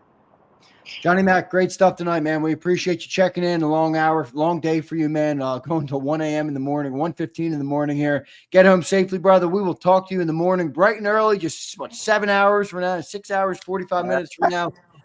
So you might have to get me up. Yeah, I'll give you a call at 7:58 tomorrow. All right, Johnny Mac. John, drive home safe, brother. We'll catch you in the morning. All right, bud. Thanks, man. Talk to you. There's Johnny Mac, John McMullen, #1 Eagles beat reporter in town. Great stuff from Johnny Mac, man. Love listening to him talk about ball. Look, I don't always have the same opinions of him, but I do like the way that he's able to explain what he's talking about, why he thinks that. Again, you don't have to agree with him. I don't care if you agree with him or not. You agree, disagree. I like to talk to people that know what they're talking about, have good insights. Johnny Mac is the best in the game. So great stuff there from Johnny Mac. Great shows tonight, man. What a great night 1 of the draft. I think this is a slam dunk pick, bro. I think this is a slam dunk pick. I mean, the more I think about it, I know John said there's a little bit of an esoteric nature to it again, like there was with Jordan Davis, where, it's not really a defined role. It's not an off-ball linebacker. It's not really going to be an edge rusher. But I think we have Vic Fangio. I think Vic Fangio is going to use this guy masterfully. This guy's a flat-out player. He's athletic. He moves, speed, power, athleticism.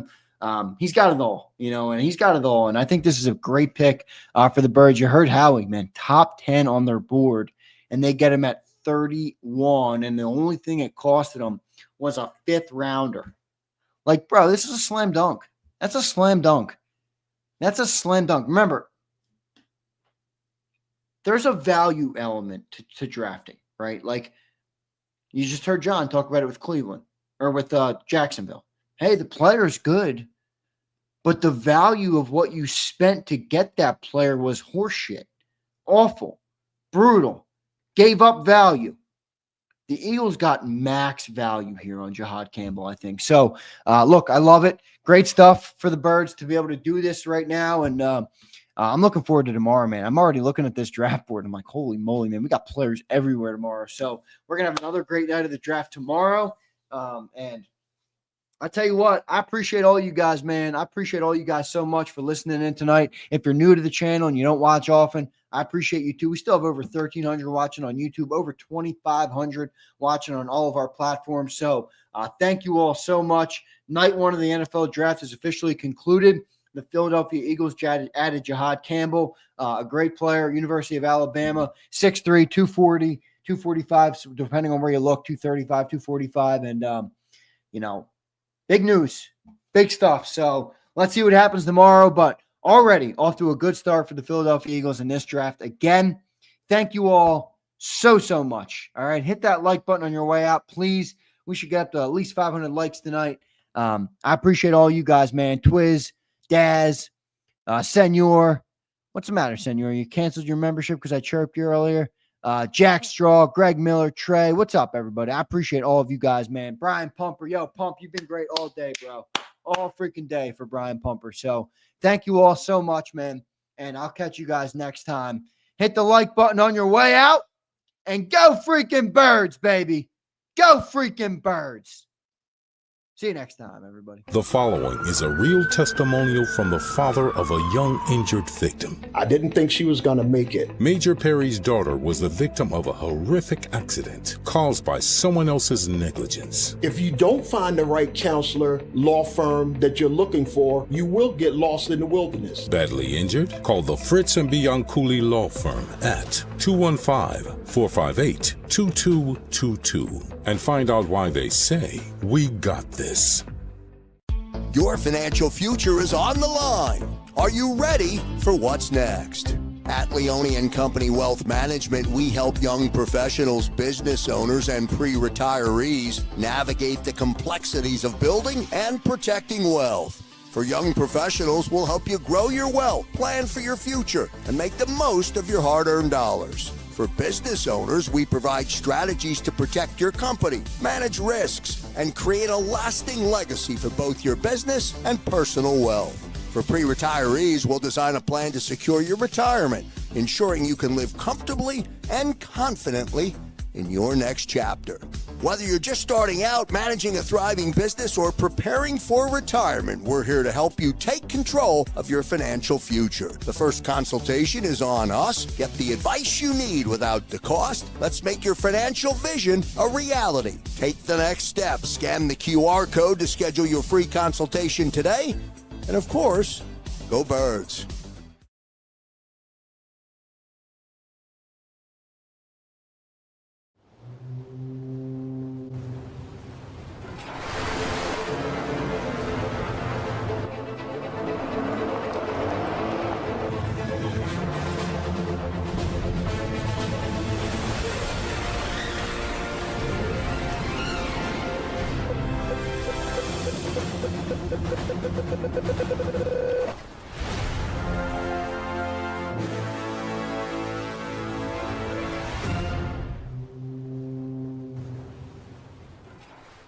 They're carving them up and good play calling along the way. First and goal at the 6.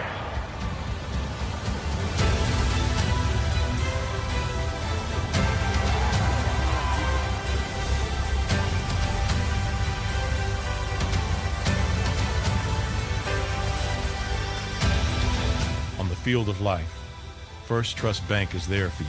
Champions on 3. 1, 2, 3. Because Philadelphia dreams deserve a Philadelphia bank. In our hometown, we all look out for each other. We step up to keep our communities going strong. And at Independence Blue Cross, we're here to keep you going strong as the #1 health insurer in the region. No IBX is always looking out for you. EAGLEX.